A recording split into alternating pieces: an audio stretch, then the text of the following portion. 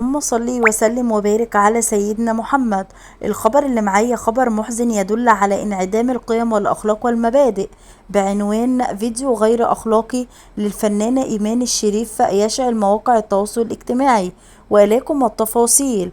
تداول رواد مواقع التواصل الاجتماعي في الساعات الأخيرة فيديو غير أخلاقي يخص الفنانة السودانية إيمان الشريف. ووفق بعض الصفحات ومواقع التواصل الاجتماعي، فإن الفيديو المذكور يوثق لقيام الفنانة إيمان الشريف بحركات غير أخلاقية داخل إحدى الغرف برفقة أحد الأشخاص يقال أنه خليجي، مما أثار غضب واستياء شريحة كبيرة من الشعب السوداني.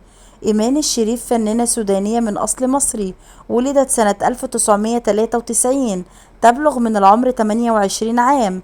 تخرجت من قسم الإخراج والتمثيل في الأكاديمية المصرية العليا للفنون المسرحية.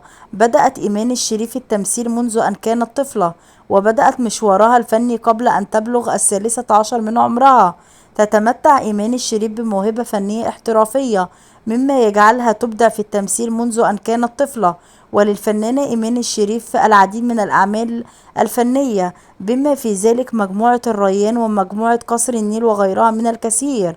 ومن جانب آخر، رفض البعض مما تتعرض له الفنانة إيمان الشريف من حملات تشهير تنتج حياتها الشخصية وتهتك عرضها، وطالبوا من خلال عدد من التعليقات بترك الفنانة والابتعاد عن أمورها الشخصية التي لا تعنيهم. وهذا آخر ما توصلنا إليه من هذا الخبر. وأرجو من حضراتكم اللايك والشير والسبسكرايب، وأن تدعموني في القناة، وما تنسوش الاشتراك. شكرا لحضراتكم، مع السلامة.